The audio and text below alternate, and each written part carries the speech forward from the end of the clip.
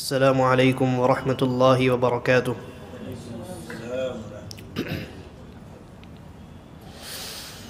الحمد للہ رب العالمین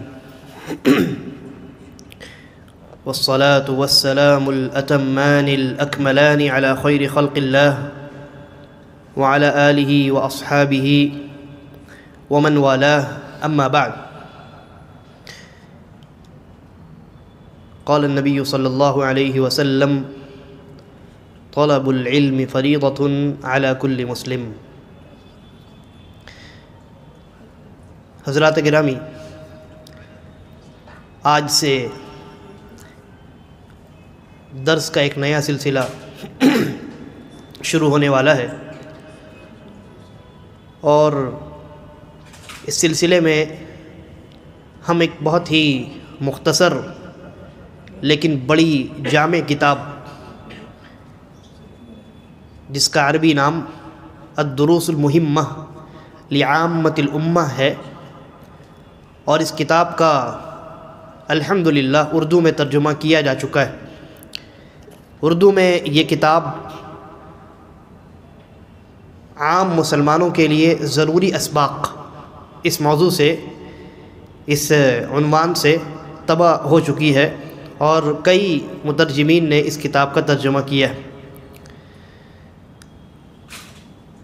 اس کتاب پر انشاءاللہ درس ہمارا شروع ہوگا، لیکن اس سے قبل میں آپ کو یہ بتاؤں کہ یہ کتاب جو ہے یہ علامہ عبدالعزیز ابن باز رحمہ اللہ کی کتاب ہے۔ ضروری ہے کہ ہم کتاب کو شروع کرنے سے پہلے مؤلف کتاب کے بارے میں کچھ باتیں بنیادی طور پہ ضرور جان لیں۔ اس سے ہمارا ایک فائدہ تو یہ ہوگا کہ کتاب کے مؤلف کے بارے میں کم از کم ہم آگاہ رہیں گے، اور ہم اس بات پر مطلع رہیں گے کہ ہم کسی مجہول شخص کی کتاب نہیں پڑھ رہے، بلکہ ایسے شخص کی کتاب پڑھ رہے ہیں جنہیں عالم اسلام میں جانا اور پہچانا جاتا ہے، اور عقیدہ و منہج کے معاملے میں وہ امام مانے جاتے ہیں۔ اور دوسرا فائدہ یہ ہوگا کہ مسلمانوں کے ایک بہت بڑے امام کے متعلق آپ کے علم میں بہت ساری باتیں آ جائیں گی، کیونکہ یہ بہت ضروری ہے۔ یہ بہت ضروری ہے کہ ہم اپنے علماء کو جانیں، اپنے علماء کو پہچانیں، ان کے بارے میں جو ضروری باتیں ہم یاد رکھ سکتے ہیں انہیں یاد رکھیں، اور اپنے بچوں کو بھی سکھائیں۔ یہ کتاب، جیسا کہ میں نے عرض کیا، الدروس المہمہ لعامۃ الامہ، یہ کتاب علامہ عبدالعزیز بن باز رحمہ اللہ کی کتاب ہے، اور علامہ عبدالعزیز بن باز رحمہ اللہ، ان کا تعلق مملکت سعودی عربیہ سے ہے۔ شیخ کا انتقال ہو چکا ہے، لیکن آپ کی چھوڑی ہوئی نیک چیزیں آج بھی آپ کے حق میں صدقہ جاریہ کا کام کر رہی ہیں۔ بہت ہی مختصر انداز میں میں شیخ کا تعارف آپ کے سامنے رکھتا ہوں۔ دیکھیے، شیخ کا جو پورا نام ہے وہ کچھ یوں ہے۔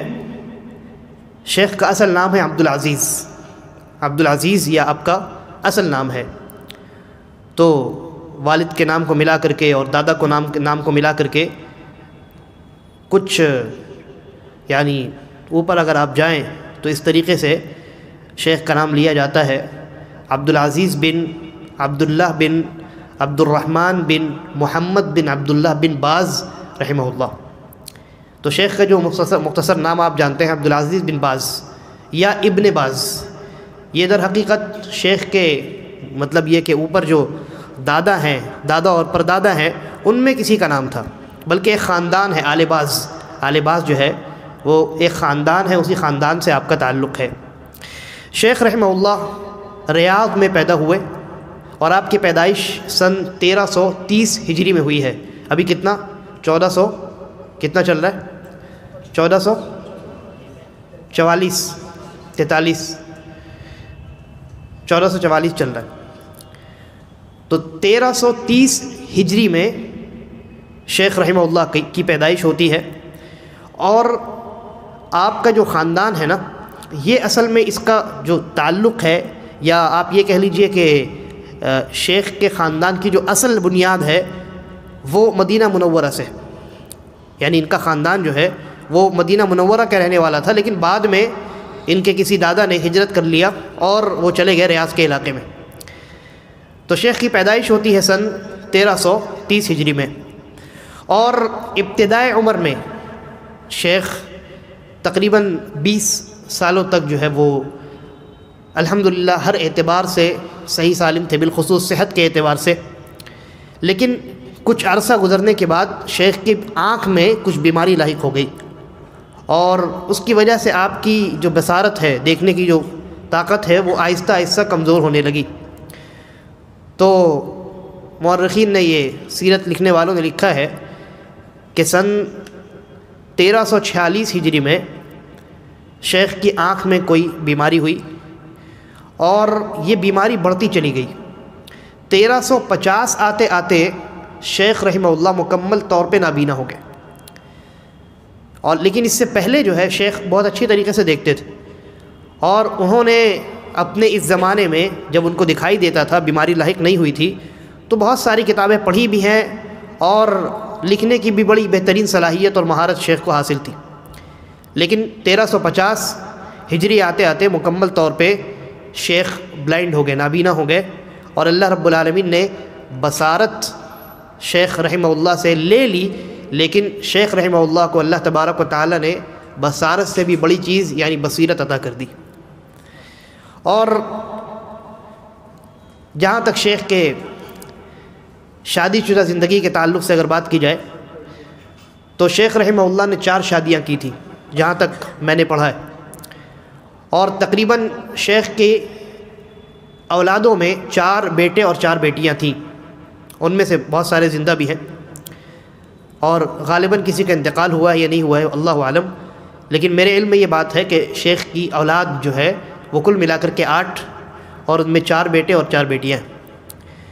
شیخ رحمہ اللہ نے ریاض میں آپ کی جب پیدائش ہوئی، اور اس کے بعد پھر آپ نے زمانہ شعور کے بعد جب طلب علم کا سلسلہ آپ نے شروع کیا، تو بڑے بڑے علماء سے آپ نے کسب فیض کیا، بڑے بڑے علماء سے آپ نے علم سیکھا، اور شریعت کے بہت سارے علوم، فقہ ہے، حدیث ہے، اور نحو صرف یعنی عربی زبان، اور پھر اس میں اس کی بلاغت اور فصاحت، یہ تمام چیزیں شیخ نے بڑے بڑے علماء سے سیکھی۔ اور شیخ کے اساتذہ پر اگر نظر دوڑائی جائے تو ایک بڑی تعداد ان علماء کی ملتی ہے جن کا تعلق مجدد زمانہ شیخ الاسلام محمد بن عبد الوہاب رحمہ اللہ کے خاندان سے، جن کو آل الشیخ کہا جاتا ہے۔ وہ چھوٹی کتابیں آپ نے یہاں پہ کئی دروس ہو چکے ہیں، اس کے اوپر القواعد الاربع ہے، یا اصول الثلاثہ ہے، اور اسی طریقے پر کتاب التوحید ہے نا۔ تو یہ کتابیں جو ہیں، ان کتابوں کے مؤلف کون ہیں؟ شیخ الاسلام محمد بن عبد الوہاب رحمہ اللہ، کہ جن کی جانب نسبت کر کے بعض جہلا نادانی میں سلفی حضرات کو وہابی کہہ دیتے ہیں، حالانکہ یہ نسبت بھی یعنی بیکار ہے، اور یہ نسبت ان کی طرف ہے ہی نہیں، بلکہ ان کے والد کی طرف ہو جاتی، بلکہ ان کے والد کی طرف بھی نہیں ہوتی، یہ تو اللہ رب العالمین کی جانب ہو جاتی۔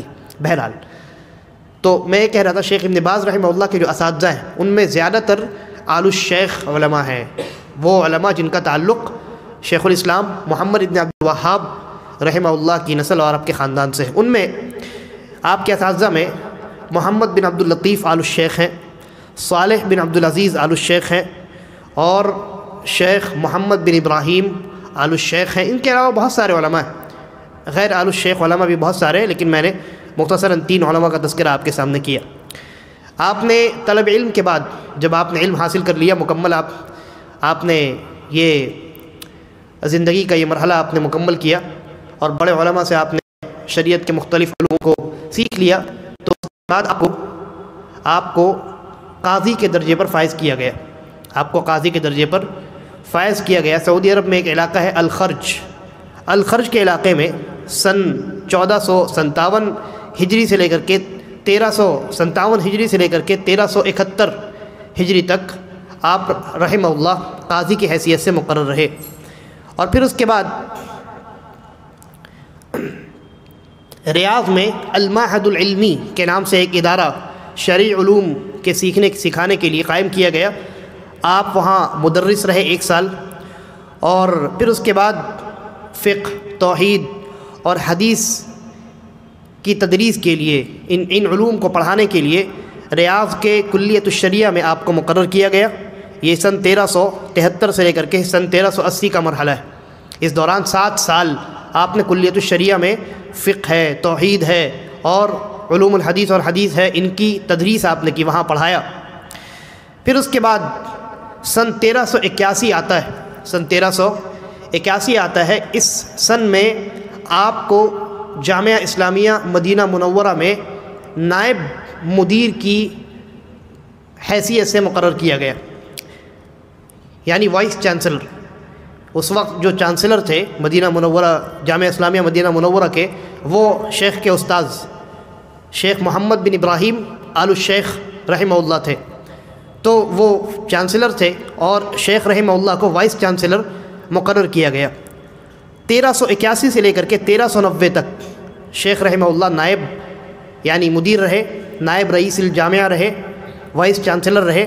اور پھر جب 1390 ہجری میں جو چانسلر تھے شیخ کے استاد شیخ محمد بن ابراہیم آل الشیخ رحمہ اللہ، جب ان کا انتقال ہوا تو سن 1390 ہجری میں شیخ رحمہ اللہ کو چانسلر بنا دیا گیا۔ جامعہ اسلامیہ مدینہ منورہ کے آپ چانسلر مقرر کیے گئے، اور 5 سال 1390 سے لے کر کے 1395 ہجری تک آپ نے وہاں ادارت سنبھالی اور چانسلر کے عہدے پر اب فائز رہے۔ اس کے بعد سن 1395 ہجری میں آپ کو البحوث العلمیہ والافتاء والدعوہ والارشاد، اس ادارے میں، سعودی عرب کا ایک بڑا یہ ادارہ ہے جہاں علمی بحوث اور افتاء وغیرہ کا کام سنبھالا جاتا ہے، آپ کو یہاں ہیڈ آف دا ڈپارٹمنٹ بنایا گیا، رئیس بنا دیا گیا۔ اور آپ کا جو مرتبہ تھا حکومتی اعتبار سے بھی وزیر کا مرتبہ تھا، منسٹر کا آپ کو مرتبہ دیا گیا۔ اس کے بعد سن 1414 آتا ہے۔ سن 1414 ہجری میں شیخ رحمہ اللہ کو سعودی عرب، مملکت سعودی عرب، یہاں ایک عہدہ ہوتا ہے مفتی عام کا یا مفتی المملکہ کا، یعنی جو افتاء کمیٹی ہے، اس افتاء کمیٹی میں سب سے بڑے مفتی کا جو عہدہ ہوتا ہے، سن 1414 ہجری میں شیخ رحمہ اللہ کو وہ عہدہ دیا گیا اور آپ مفتی المملکہ کی حیثیت سے مقرر کیے گئے، یعنی مفتی اعظم، سعودی عرب کے مفتی اعظم بنائے گئے سن 1414 ہجری میں۔ اور یہ رواج ہے سعودی عرب میں کہ جو مفتی المملکہ ہوتا ہے وہ آل الشیخ خاندان سے ہوتا ہے۔ کس خاندان سے ہوتا ہے؟ آل الشیخ، یعنی وہ محمد بن عبد الوہاب رحمہ اللہ، جن کی دعوت کی بنیاد پر حجاز کے علاقے سے وہ شرک و بدعت کا خاتمہ ہوا اور اسلام پھیلا اور سعودی حکومت کی بنیاد پڑی تھی، جن کی دعوت کی وجہ سے ان کے ساتھ مل کر کے حکام نے سعودی عرب اور آس پاس کے علاقوں پر قبضہ کیا اور پھر وہاں سے یعنی شرک اور اس طرح کی تمام چیزوں کو ختم کیا تھا۔ تو یہ رواج تھا کہ مفتی اعظم جو ہیں وہ انہی کے خاندان سے رہیں گے، جو علماء ہوں گے، یعنی عام آدمی نہیں، ان کے خاندان میں جو علماء ہیں وہ مفتی اعظم کے عہدے پر فائز ہوں گے۔ لیکن شیخ ابن باز رحمہ اللہ کے زمانے میں آپ کی زندگی میں اس رواج کو توڑ دیا گیا، اور شیخ کی جلالت علمی کی وجہ سے آپ کو اس رواج کو توڑ کر کے مفتی المملکہ بنایا گیا۔ آپ کا تعلق، جیسا کہ میں نے بتایا، آل الشیخ خاندان سے نہیں ہے، لیکن اس کے باوجود آپ کی جلالت علمی کی بنیاد پر آپ کو یہ عہدہ دیا گیا، کیونکہ آپ کے زمانے میں اس عہدے کا سب سے زیادہ حقدار اگر کوئی تھا تو وہ آپ تھے۔ اور شیخ رحمہ اللہ اس عہدے پر فائز رہے سن 1414 ہجری سے لے کر کے 1420 ہجری تک، یعنی اپنی وفات تک شیخ رحمہ اللہ اسی عہدے پر فائز رہے۔ اس کے علاوہ بہت سارے بڑے بڑے مسلمانوں کے اداروں کے آپ رئیس رہے، مدیر رہے، ہیڈ رہے، سرپرست رہے، جن میں ہیئت کبار العلماء ہے۔ سعودی عرب میں جو کبار علماء، بڑے علماء کی جو ایک کمیٹی ہے، اس کمیٹی کے آپ رئیس رہے ہیں، آپ اس کمیٹی کے ہیڈ رہے ہیں۔ اسی طریقے پر جو رابطہ عالم اسلامی ہے، مسلم لیگ جو ہے نا، تو اس کے آپ ایک عرصے تک رئیس رہے ہیں۔ اسی طریقے پر المجمع الفقہی الاسلامی جو ہے، آپ اس کے بھی ایک عرصے تک رئیس رہے ہیں۔ یہ ایک ڈپارٹمنٹ ہے کہ فقہی معاملات میں جو کچھ فیصلہ لیا جاتا ہے اس میں اس ڈپارٹمنٹ کا بہت بڑا کردار ہوتا ہے، اور بھی کئی اعتبارات سے یہ ڈپارٹمنٹ بہت اہم ہے سعودی عرب کے اندر۔ اسی طریقے پر اللجنۃ الدائمہ، یہ جو سعودی عرب کی آفیشیل افتاء کمیٹی ہے، اس کمیٹی کے بھی آپ رئیس اور مدیر اور سرپرست کی حیثیت سے مقرر کیے گئے۔ اس کے علاوہ بہت سارے اور بھی ادارے ہیں اور ڈپارٹمنٹس ہیں جہاں آپ کی سرپرستی میں لوگوں نے کام کیا۔ اور جہاں تک آپ کی تالیفات کا تعلق ہے، یعنی اتنی ساری ذمہ داریاں ہیں، آپ قاضی بھی رہے ہیں، اس کے علاوہ اتنے سارے ادارے اور اتنے سارے ڈپارٹمنٹس کے آپ رئیس بھی رہے ہیں، ہے نا۔ اس کے باوجود آپ کی جو علمی زندگی ہے، دعوتی زندگی ہے، وہ قابل رشک ہے۔ شیخ رحمہ اللہ کی اگر جو بڑی مؤلفات ہیں ان کو اگر جمع کیا جائے تو تقریباً وہ 40 سے زائد ہے، 40 سے زائد کتابیں شیخ رحمہ اللہ نے لکھی۔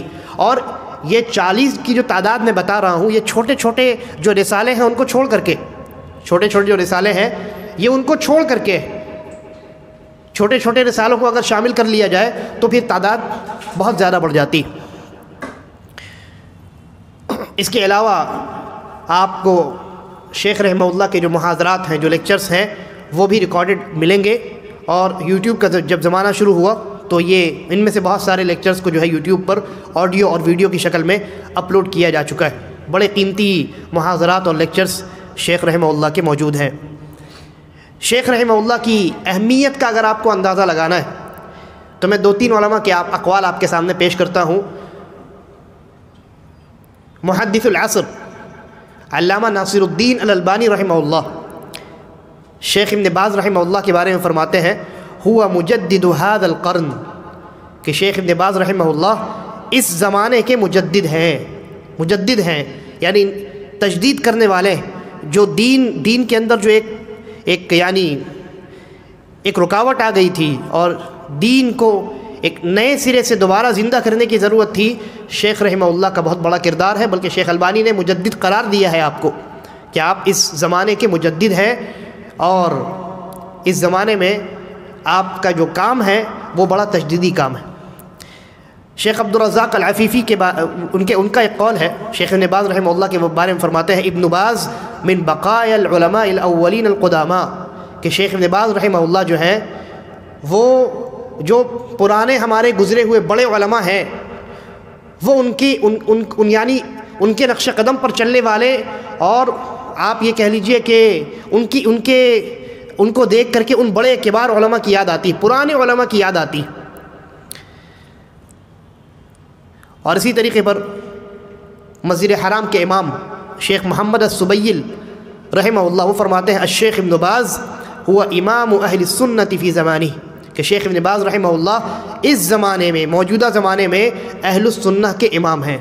اہل السنت والجماعت، وہ جماعت جو صحابہ کرام کے زمانے سے چلی آ رہی ہے، اس جماعت کے آپ امام ہیں۔ تو یہ ہے علامہ عبدالعزیز بن باز رحمۃ اللہ علیہ، ان کی یہ مختصر سی کتاب الدروس المہمہ لعامۃ الامہ، جس کے پڑھنے اور پڑھانے اور جس کی درس و تدریس کا سلسلہ آج سے انشاءاللہ شروع کیا جانا ہے۔ اب اس کے بعد یہ میں نے مختصر انداز میں شیخ کی زندگی کا ایک خاکہ آپ کے سامنے رکھنے کی کوشش کی، پوری زندگی پر روشنی ڈالنا یہ ممکن نہیں ہے۔ شیخ نے یہ جو کتاب لکھی ہے نا الدروس المہمہ، اس کا معنی کیا ہوتا ہے؟ الدروس یہ درس کی جمع ہے، المہمہ اہم چیز کو کہتے ہیں، الدروس المہمہ یعنی بڑے اہم اسباق، بہت اہم دروس، کس کے لیے؟ لعامۃ الامہ، عمومی طور پہ تمام امت کے لیے، یعنی امت میں جو عام لوگ ہیں، امت میں جو یعنی یہ کہہ سکتے ہیں آپ کہ عوام کا جو طبقہ ہے، علماء کا طبقہ نہیں بلکہ عوام کا جو طبقہ ہے، اس طبقے کے لیے جو ضروری اسباق ہیں دین کے تعلق سے ان چیزوں کو اور ان دروس کو شیخ رحمہ اللہ نے اپنے اس کتاب میں جمع کیا۔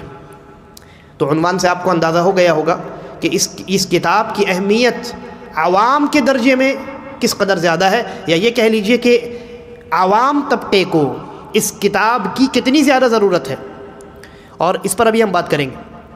تو یہ جو کتاب ہے، یہ کتاب بطور خاص عوام کے لیے لکھی گئی ہے، اور اگر طالب علم بھی اس کتاب کو پڑھے تو انشاءاللہ اس سے ضرور استفادہ کرے گا۔ اس کتاب کا جو طریقہ اور منہج ہے آسان ہے۔ شیخ رحمہ اللہ نے چونکہ یہ کتاب عوام کے لیے لکھی ہے تو اس میں بہت دقیق علم کا تذکرہ نہیں کیا، اس میں بہت آسان الفاظ اور بڑے سہل انداز میں آپ نے مسائل کا تذکرہ کیا ہے، اور انہی مسائل کا تذکرہ کیا ہے جو ضروری ہیں، جو ضروری مسائل ہیں عوام کے لیے۔ جیسا کہ ابھی مقدمہ ہم پڑھیں گے تو اس میں اس پر ہم تھوڑی سی بات کریں گے۔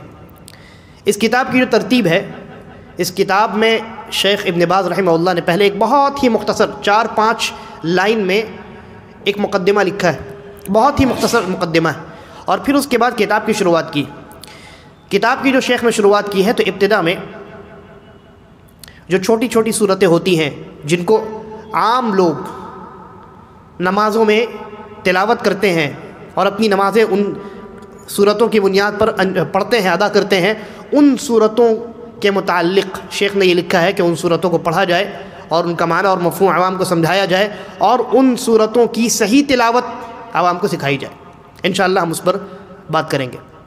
اس کے بعد شیخ رحمہ اللہ نے ارکان ایمان، ارکان اسلام اور احسان، پھر اس کے بعد بطور خاص شیخ نے نماز کا تذکرہ کیا کہ نماز کے شرائط کیا ہیں، نماز کے واجبات کیا ہیں، نماز کے ارکان کیا ہیں، نماز کی سنتیں کیا ہیں، اور پھر اس کے بعد اخیر میں شیخ رحمہ اللہ نے بعض اخلاقی یعنی باتوں کا تذکرہ کیا ہے، وہ کون سے اخلاق ہیں جن کو اختیار کرنا ایک مسلمان کے لیے ضروری ہے، اور بعض اسلامی آداب کا بھی شیخ رحمہ اللہ نے تذکرہ کیا ہے۔ تو یہ کتاب بڑی جامع کتاب ہے، بڑی مختصر ہے، بڑی آسان ہے، بہت جامع کتاب ہے۔ اس کتاب کے مقدمے کو آپ پڑھیں گے تو آپ کو اس کی اہمیت کا اور اس کی جامعیت کا اندازہ ہوگا انشاءاللہ۔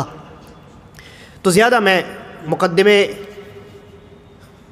زیادہ تفصیل میں نہیں جاتے ہوئے مقدمے کو میں شروع کرتا ہوں۔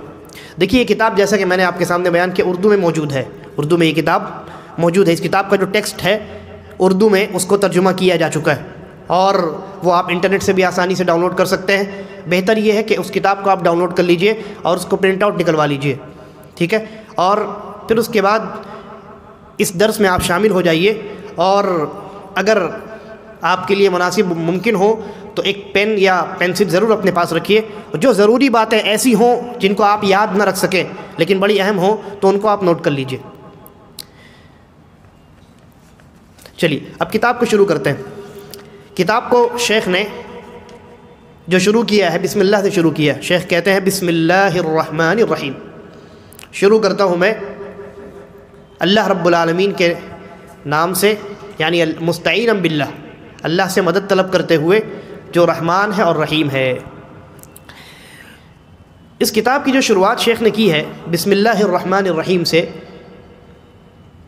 یہ علماء کا طریقہ رہا ہے۔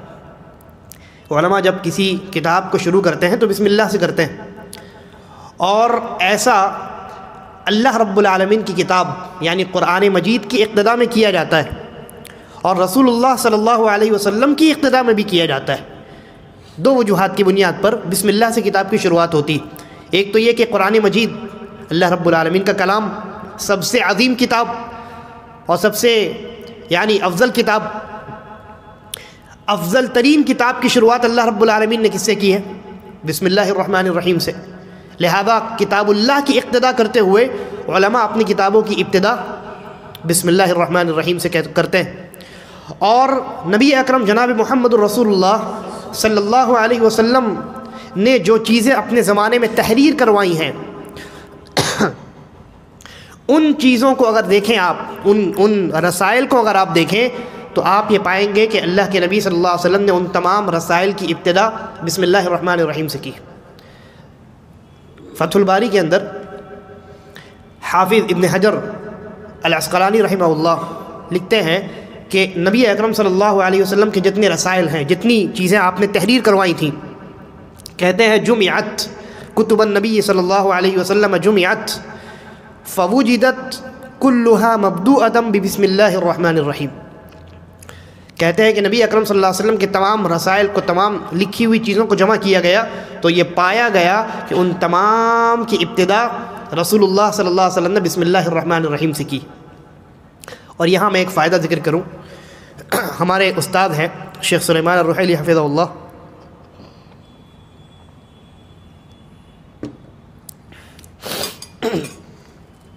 انہوں نے یہاں بڑا بہترین فائدہ ذکر کیا، نقطہ بیان کیا.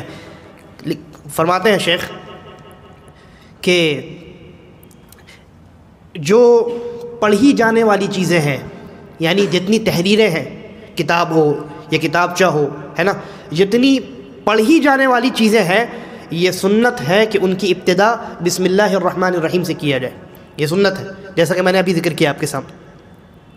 اور کہتے ہیں اور جتنی سنی جانے والی چیزیں، دروس ہیں، لیکچرز ہیں، ہے نا، ان تمام سنی جانے والی چیزوں کی ابتدا اللہ رب العالمین کی حمد و ثنا سے کی جائے. یہ سنت. شیخ کہتے ہیں کہ جس طریقے سے شیخ حافظ ابن حجر اسقلانی رحمہ اللہ نے ذکر کیا نا کہ نبی صلی اللہ علیہ وسلم کی تمام تحریروں کو جمع کیا گیا تو اس کی ابتدا بسم اللہ الرحمن الرحیم سے ملی، ویسے ہی شیخ کہتے ہیں نبی اکرم صلی اللہ علیہ وسلم کی تمام، یعنی آپ کے تمام خطبوں کو اور آپ کے محاضرات اور لیکچرز کو جب جمع کیا گیا تو یہ پایا گیا کہ ان کی ابتدا رسول اللہ صلی اللہ علیہ وسلم نے اللہ کی حمد و ثنا سے کی. اس لیے لکھی ہوئی چیزوں کی ابتدا بسم اللہ الرحمن الرحیم سے کرنی سنت ہے. آپ کچھ بھی لکھیں، آپ کسی کو خط لکھ رہے ہیں، آپ اپنا کوئی ذاتی مضمون لکھ رہے ہیں، آپ اپنا کوئی نوٹ لکھ رہے ہیں، آپ اپنا کوئی شیڈیول بنا رہے ہیں، سفر پہ نکلنا ہے، کوئی شیڈیول بنانا ہے نا، یہ چیزیں لے کر کے جانی، بسم اللہ الرحمن الرحیم.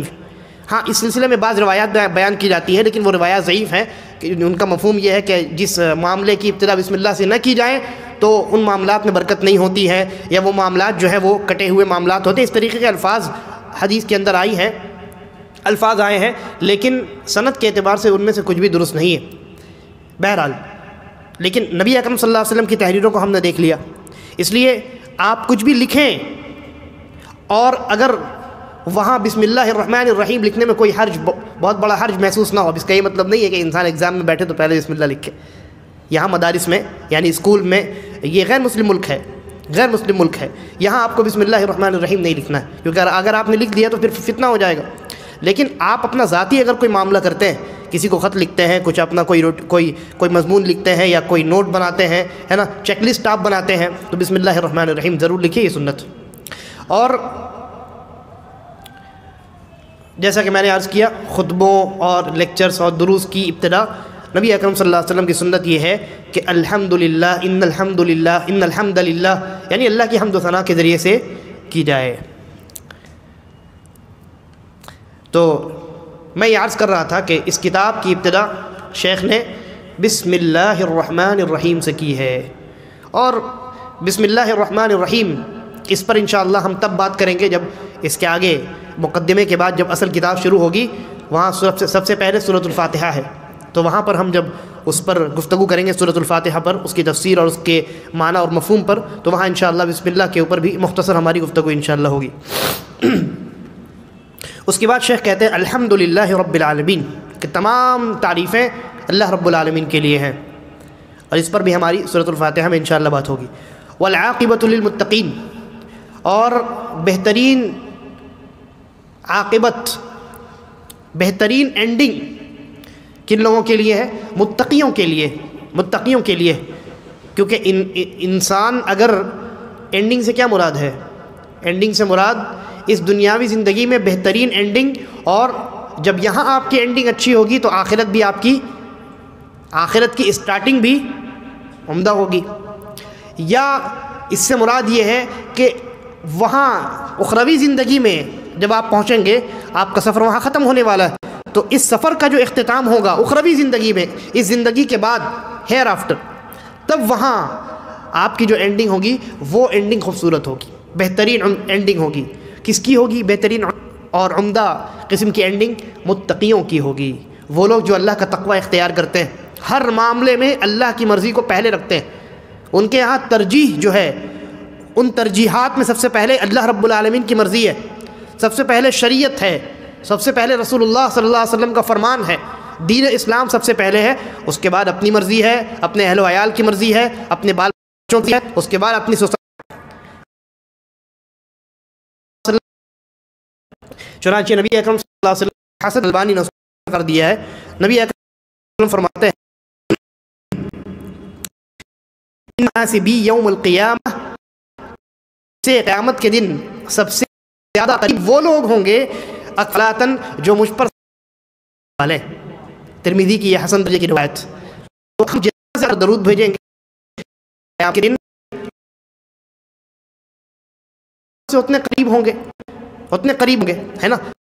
یہ حق ہے، آپ کسی کا ذکر خیر کسی کے پاس آپ اسی بات پر کرتے ہیں کہ اس کو آپ سے محبت ہے اور آپ کو اس سے محبت، آپ اس کی قربت چاہتے ہیں، ہے نا۔ اللہ رب العالمین یہ خواہش آپ کی پوری کرے گا۔ بلکہ نبی اکرم صلی اللہ علیہ وسلم نے وہ روایت بڑی مشہور ہے، کئی الفاظ میں اس روایت کا، یہ روایت آئی ہے، حدیث ہے، آپ فرماتے ہیں من صلی علی حین یصبح 10، جس نے صبح ہونے کے بعد 10 مرتبہ مجھ پر درود بھیجا، اور جب شام ہوئی تو شام کے وقت بھی اس نے مجھ پر 10 مرتبہ درود بھیجا، ادرکتہ شفاعتی یوم القیامہ، تو قیامت کے دن اس انسان کو میری شفاعت نصیب ہو جائے گی۔ یہ صحیح روایت ہے، صحیح الجامع میں شیخ اس کے علاوہ اذان کے بعد والی روایت تو آپ جانتے ہیں، ہے نا، جو انسان اذان کے بعد نبی اکرم صلی اللہ علیہ وسلم پر درود بھیجتا ہے، اللہ کے نبی فرماتے ہیں حلت لہ شفاعتی یوم القیامہ، قیامت کے دن میری شفاعت اس انسان کے حق میں واجب ہو جائے گی۔ تو یہ ہم بار بار اللہ سے یہ دعا کریں کہ اے اللہ اپنے نبی کا ذکر فرشتوں کے درمیان کر، ہم اللہ رب العالمین سے یہ دعا کریں تو ظاہر سی بات ہے اللہ رب العالمین ہمیں قیامت کے دن ہمارے نبی سے قریب کیوں نہیں کرے گا۔ تو یہ طریقہ رہا ہے علماء کا کہ جب وہ کسی کتاب کی ابتدا کرتے ہیں یا کسی لیکچر کسی درس کی ابتدا کرتے ہیں تو وہ نبی اکرم صلی اللہ علیہ وسلم پر درود ضرور بھیجتے ہیں، ضرور بھیجتے ہیں۔ اس کے بعد شیخ رحمہ اللہ آگے کہتے ہیں اما بعد، کہتے ہیں اب اس کے بعد، یہ ہم نے پہلے اللہ کی تعریف، سب سے پہلے اللہ رب العالمین کا تذکرہ کیا، بسم اللہ الرحمن الرحیم کہا، اس کے بعد ہم نے اللہ کی حمد و ثنا بیان کر دی، پھر ہمارے اوپر سب سے زیادہ جس ہستی کا حق ہے رسول اللہ صلی اللہ علیہ وسلم، ہم نے ان پر درود بھیج دیا اور سلامتی کی ہم نے دعا کر دی۔ اب اس کے بعد اصل موضوع کی طرف آ رہے ہیں۔ یہ مومنوں کا، مسلمانوں کا طریقہ ہونا چاہیے، یہ پیغام ہے در حقیقت کہ تمام معاملات میں سب سے پہلے اللہ اور اس کا رسول ہونا چاہیے، اس کے بعد اپنی آپ بات شروع کیجئے، اس کے بعد اپنی زندگی کو دیکھیے۔ تو اب اس کے بعد رحمہ اللہ جو ہے اصل مقدمے کو شروع کرتے ہیں، کہتے ہیں اما بعد۔ اما بعد کا معنی ہوتا ہے اب اس کے بعد، اب اس کے بعد کہتے ہیں فہذہ کلمات موجزہ، یہ جو مختصر سا کتابچہ ہے، یہ پمفلٹ آپ کہہ سکتے ہیں، اس کو بہت مختصر سی کتاب ہے، اس کو اردو میں کتابچہ کہیں گے، عربی میں اس کو رسالہ کہتے ہیں۔ تو شیخ کہتے ہیں فہذہ کلمات موجزہ، یہ مختصر باتیں جو میں نے اس کتاب میں لکھی ہیں، فی بیان بعض ما یجب ان یعرفہ العامہ، ان چند باتوں کے بیان میں نے یہ باتیں لکھی ہیں، یا اس کتاب میں نے ان چند باتوں کا تذکرہ کیا ہے جن کی معرفت حاصل کرنا عوام پر واجب ہے، جن کی معرفت حاصل کرنا عوام پر واجب ہے، ضروری ہے۔ اگر واجب کا کیا معنی ہوتا ہے؟ جب ہم کہتے ہیں فلاں چیز واجب ہے تو شرعی اصطلاح میں اس کا معنی یہ ہوتا ہے کہ اگر آپ نے اس چیز کو انجام دیا تو ثواب ملے گا، نہیں انجام دیا تو گناہ ہوگا، پکڑ ہو جائے گی آپ کی۔ تو شیخ کہتے ہیں اس کتاب میں نے ان چند چیزوں کا تذکرہ کیا ہے جن کا جاننا عام مسلمانوں پر واجب ہے۔ جب عام پر واجب ہے تو خاص پر تو بدرجہ اولا واجب ہے نا۔ کس تعلق سے وہ باتیں، کس تعلق سے ہیں؟ عن دین الاسلام، دین اسلام کے تعلق سے۔ تو شیخ نے کہا کہ میں نے اس کتاب میں دین اسلام کی ان باتوں کا تذکرہ کیا ہے جن کی معرفت حاصل کرنا ہر مسلمان مرد و عورت پر واجب اور ضروری ہے، چاہے وہ عام آدمی ہو یا خاص آدمی ہو، چاہے وہ عام آدمی ہو یا خاص آدمی ہو، یعنی چاہے وہ عامی ہو یا عالم ہو، ہر انسان پر اس کا جاننا ضروری ہے، اور چاہے وہ مرد ہو یا عورت ہو۔ سب پر جاننا ضروری ہے۔ وَسَمَّيْتُهَا الدُّرُوسَ الْمُهِمَّةِ لِعَامَّةِ الْأُمَّةِ، شیخ کہتے ہیں اور میں نے اس کتاب کا جو نام ہے وہ رکھا ہے اہم اسباق عام مسلمانوں کے لیے، الدروس المہمہ لعامۃ الامہ۔ پھر اس کے بعد شیخ نے یہ دعا کی ہے، اسأل اللہ واسأل اللہ ان ينفع بها المسلمین، کہ میں اللہ سے دعا کرتا ہوں، سوال کرتا ہوں اس بات کا کہ اللہ تبارک و تعالی اس رسالے کے ذریعے سے، ان مختصر باتوں کے ذریعے سے جس کو میں نے اس کتاب میں جمع کیا ہے، مسلمانوں کو فائدہ پہنچائے۔ وَأَن يَتَقَبَّلَهَا مِنِّي إِنَّهُ جَوَّادٌ کریم، اور مجھ سے اس کوشش کو اللہ تبارک و تعالی قبول فرمائے، یقیناً وہ بڑا سخی اور بڑا کریم ہے۔ ہم بھی اللہ رب العالمین سے یہ دعا کرتے ہیں کہ اللہ رب العالمین شیخ کے اس رسالے کو اور شیخ کی تمام کوششوں کو، چاہے وہ کتاب اور رسائل کی شکل میں ہو یا محاضرات اور دروس کی شکل میں ہو یا اس کے علاوہ افتاء اور دین اسلام کی نشر و اشاعت کی شکل میں ہو، اللہ تبارک و تعالی ان تمام کوششوں کو شیخ ابن باز رحمہ اللہ کے لیے صدقہ جاریہ بنائے، اور ان قیامت کے دن ان کے میزان کو اللہ رب العالمین ان اعمال کی بنیاد پر بھاری کرے۔ اب اس کے بعد یہ مقدمہ ہو گیا، اس مقدمے کے بعد اب جو ہے وہ کتاب شروع ہونے والی ہے۔ انشاءاللہ اگلے درس میں ہم کتاب کی ابتدا کریں گے، تو اگلے درس میں اس بات کا آپ خیال رکھیں کہ یہ بڑی ضروری چیز ہے، اور میں نے کئی دروس میں اس بات کا بھی تذکرہ کیا ہے کہ دین کا جو علم ہے نا، یہ بنیادی طور پہ دو قسم کا ہے۔ دین کے علم کی ایک وہ قسم ہے جس کا جاننا ہر مسلمان مرد و عورت پر واجب ہے۔ نبی اکرم صلی اللہ علیہ وسلم کا یہ جو فرمان ہے، طلب العلم فریضۃ علی کل مسلم، ہر مسلمان پر علم کا حاصل کرنا فرض ہے، یعنی واجب ہے، ان کی ذمہ داری ہے۔ کس علم کا حاصل کرنا واجب ہے؟ دین کا وہ علم جس کا تعلق دین کی بنیاد سے، دین کا وہ علم جس کا تعلق دین کی بنیاد سے۔ دین کی بنیاد کیا ہے؟ نبی اکرم صلی اللہ علیہ وسلم نے بیان کیا نا، بنی الاسلام علی خمس، دین کی بنیاد 5 چیزوں پر ہے۔ ان میں سب سے پہلی چیز کیا ہے؟ عقیدہ ہے، اللہ اور اس کے رسول کی گواہی دینا۔ عقیدہ سب سے بنیادی چیز عقیدہ ہے، تو عقیدے کی معرفت، عقیدے کا علم حاصل کرنا دلائل کے ساتھ، یہ انسان پر واجب ہے، یہ انسان پر ضروری ہے۔ اور میں نے کہا دلائل کے ساتھ ضروری ہے، جی ہاں، اس بات پر اتفاق ہے۔ کوئی انسان اگر صحیح عقیدہ جانتا ہے لیکن اس کو اپنے عقیدے کی دلیل نہیں معلوم ہے، تو وہ تقلیداً اپنے اس عقیدے کو اس نے حاصل کیا ہے، تعلیماً حاصل نہیں کیا۔ تعلیماً حاصل کرنا واجب ہے۔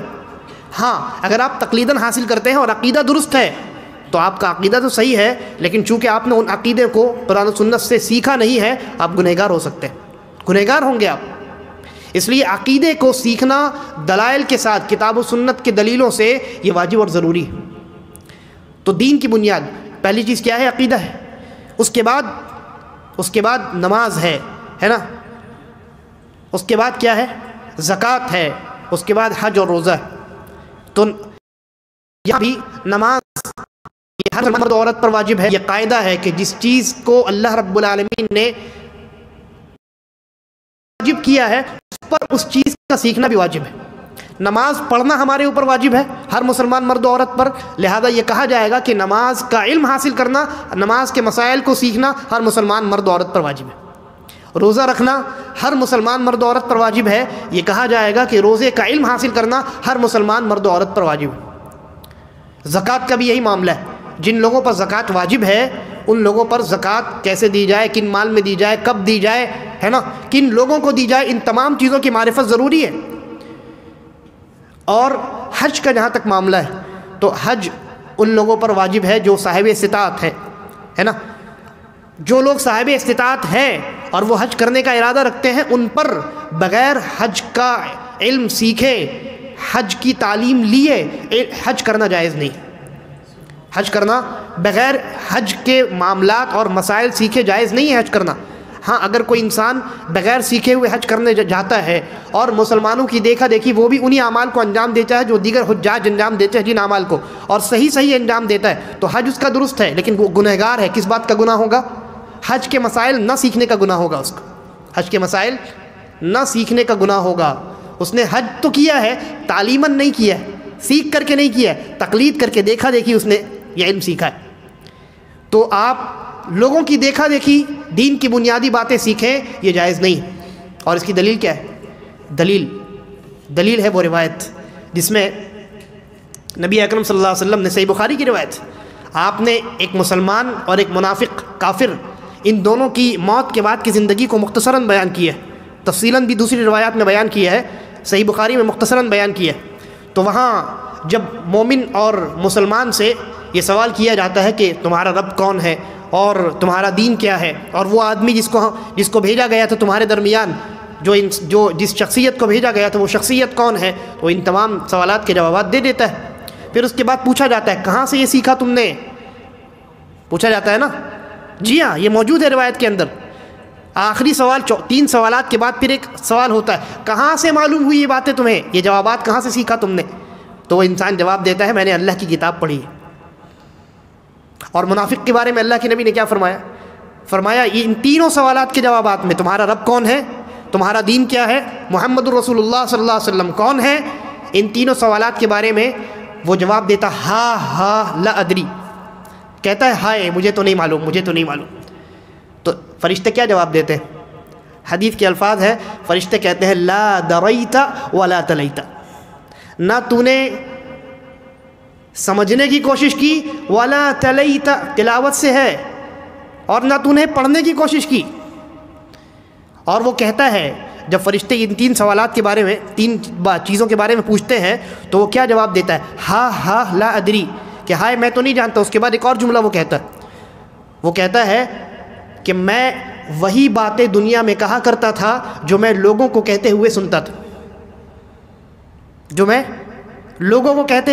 تھا. تو اس اسٹیٹمنٹ کے جواب میں فرشتے ہیں لا دریت ولا تلیت، تو نے نہ سمجھنے کی کوشش کی نہ پڑھنے کی کوشش کی، علم سیکھنے کی تو نے کوشش نہیں کی ہے. لہذا دین کا جو بنیادی علم ہے، عقیدہ ہے، اور پھر جو واجبات ہیں، جو فرائض ہیں، ان کا سیکھنا ہر مسلمان پر دلائل کے ساتھ کیا ہے؟ واجب ہے، ضروری. ان تمام چیزوں کا تذکرہ شیخ نے اس کتاب میں کیا. اسی لیے یہ کتاب عوام کے لیے بہت زیادہ ضروری ہے. اور اس کتاب کی جو شرح علماء نے کی ہے تو اس میں علماء نے یہ بات لکھی ہے کہ اگر کسی عالم کو اس کتاب کے اندر جو ضروری باتیں ہیں ان میں سے کسی بات کا علم نہ ہو تو اسے بھی اس کتاب کی تعلیم دی جائے گی. کیونکہ جب عوام کے لیے ضروری ہے تو علماء کے لیے بدرجہ اولا ضروری ہے. اس لیے یہ کتاب بہت اہم کتاب ہے. انشاءاللہ ہم بہت زیادہ تفصیل کے ساتھ اس کتاب پر گفتگو نہیں کریں گے، لیکن اتنی تفصیل ہوگی جتنی تفصیل ہمارے لیے ضروری ہے، تاکہ ہر مسئلے کو ہم ٹھہر کر کے بہتر انداز میں اور آسان طریقے سے سمجھ سکیں. اللہ تبارک و تعالیٰ سے دعا ہے کہ وہ ہمیں اس کتاب میں جو باتیں ضروری دین کی بیان کی گئی ہیں انہیں سیکھنے سکھانے اور اس پر عمل پیرا ہونے کی توفیق عطا فرمائے، اور اس کتاب کو شیخ ابن باز رحمہ اللہ کے لیے صدقہ جاریہ بنائے، اور ہم تمام کا خاتمہ ایمان اور اسلام پر کرے. ھذا واللہ اعلم وصلی اللہ علی نبینا وسلم، والسلام علیکم ورحمۃ اللہ وبرکاتہ.